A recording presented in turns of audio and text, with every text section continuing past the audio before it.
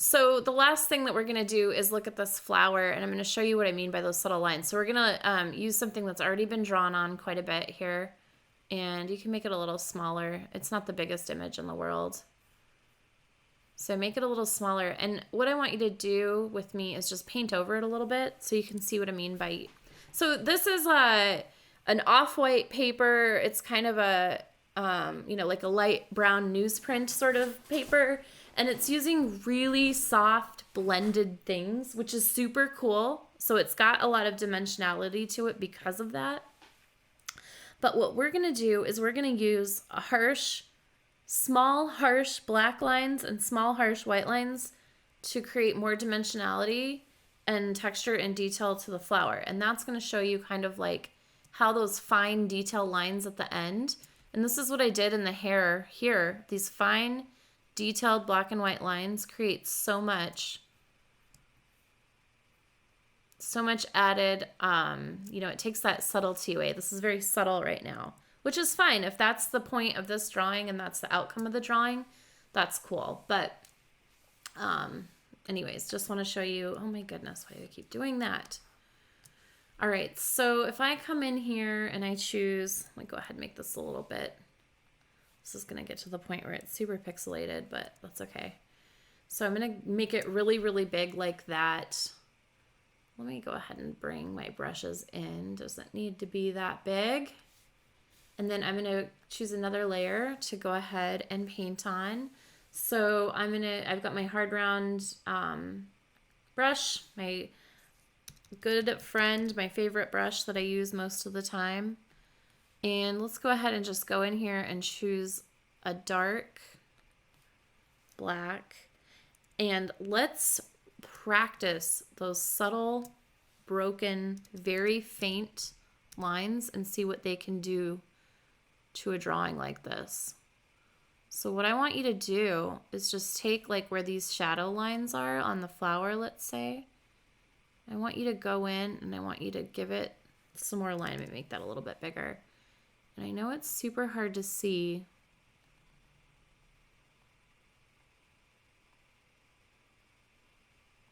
I kind of try to blend that line so it, this could be a little bit darker too. And then let's do that wavy, broken. We don't need to have the contour line everywhere, just on certain parts. The broken contour line when it comes to organic, realistic looking 3D things is going to be your best friend. It's all about the broken line. So let's back out a little bit. See how much that adds.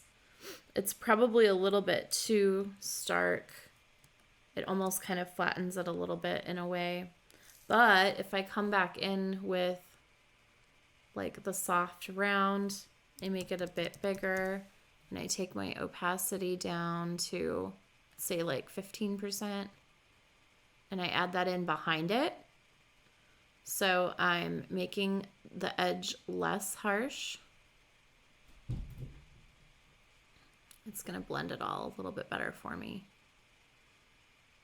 So it's, it's not a bad idea, and I actually I suggest this, is to take drawings that already exist online, that there's images of them, and bring them into Photoshop like this and draw on them, and you can kind of understand a little bit how the value and texture is being used.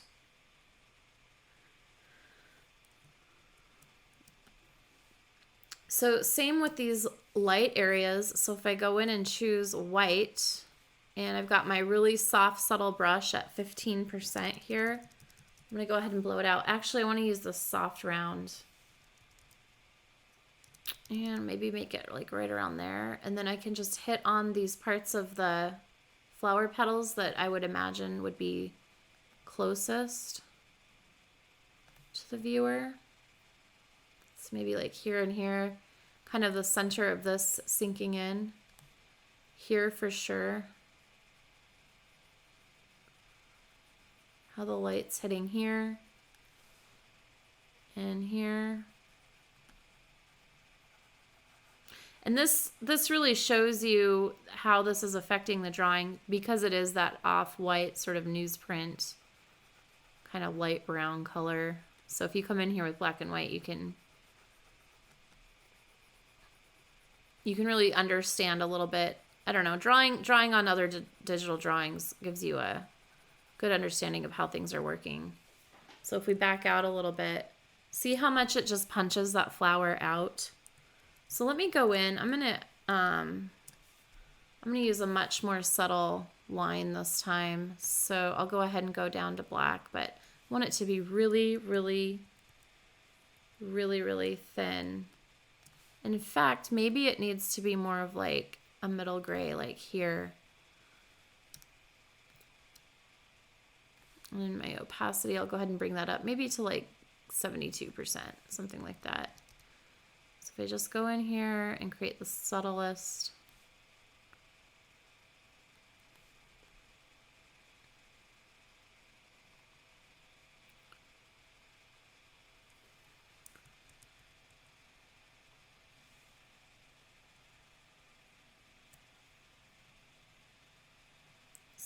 of lines, and then I haven't yet gone in, let's see, with it like a darker gray. So I'm actually gonna bring this down to black. I accidentally chose my shape making tool, so I'm gonna go back to my brush, or B, and I'm gonna have the opacity down to like 10%. I'm gonna go ahead and choose my soft round. And we're gonna add some more dramatic shadows. So we're definitely gonna make the center like a little bit deeper and darker. And just add some more drama to these edges here.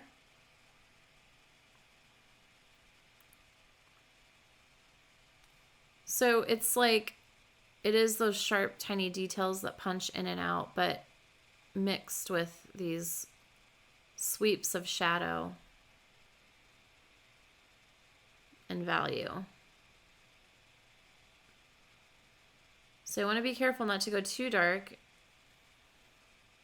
See how I pushed this? It almost makes it look like the flower is folding in there on itself. Maybe that's okay. Maybe that makes it more interesting. And I'll go in and make it a little darker around the outside of the contour. Give it kind of a drop shadow feel.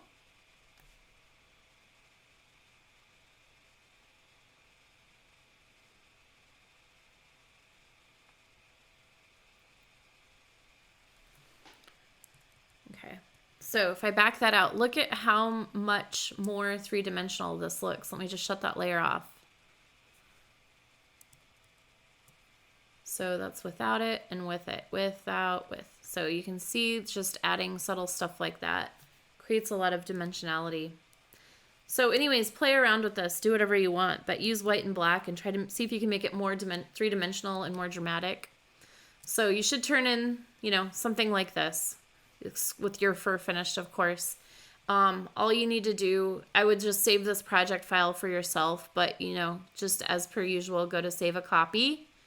Make sure it's a JPEG, and save away, and then save your actual project too.